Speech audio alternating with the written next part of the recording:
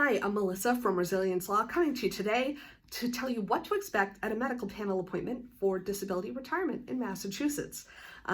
Every applicant for disability retirement in the state of Massachusetts has to go before a 3-physician medical panel, either all at once or 3 separate appointments, and these physicians will be determining if the applicant is medically disabled, if the disability is likely to be permanent, and in the case of accidental disability applicants, if the disability could be caused by their work injury or work conditions.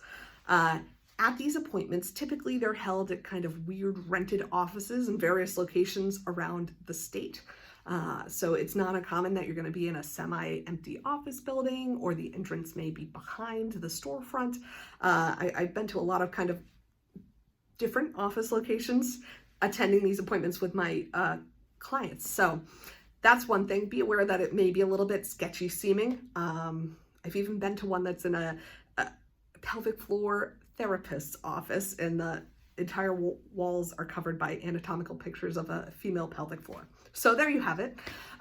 Also be aware that the doctors are of various calibers. Some of them are truly amazing.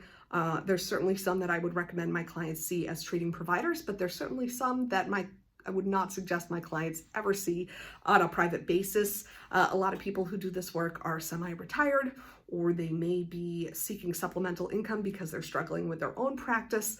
So it's not uncommon that the doctors who you're seeing for these medical panel appointments don't have a great bedside manner. It's very likely, if you go to this appointment, that you're not going to get to speak as much as maybe you think you should.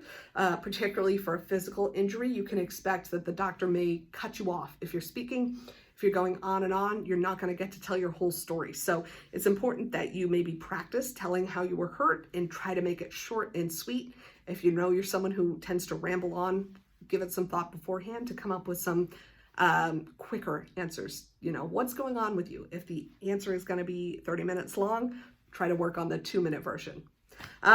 Another thing to be aware of, along with the bad bedside manner piece, is that some of these doctors are going to kind of twist you around and jerk you around to evaluate how disabled you are. I see this a lot for shoulders. The doctor's going to say, "Tell me when it hurts," and the guy's like, "It hurts," and the doctor keeps wedging it up there. So advocate for yourself. Speak up if the doctor's doing something that hurts, and tell them to stop if they are hurting you.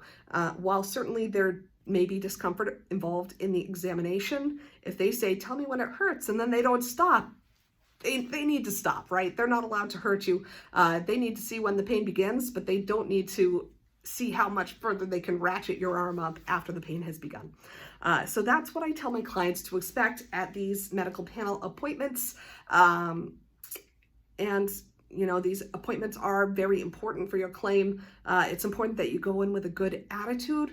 Typically, the doctor's not going to make a note, but I have seen notes where the doctor says this person was very angry coming into the medical panel appointment, and that's not a good look for anybody, unless you have a medical or mental health reason that's the case. Go in as cooperative as possible. Typically, I see favorable medical panels, and so, you know, more likely you're going to be approved by the panel and then denied by the retirement board if there's some issue with your claim or causation. But a lot of these medical panel providers are very nice and tend to be supportive of workers, particularly workers who work in first responder fields or fields where they need to be very active to get the job done. So that is why I suggest people go in as cooperative as possible and don't anticipate any trick questions or anything like that where they need to go in real surly, being prepared to be cross-examined. That's my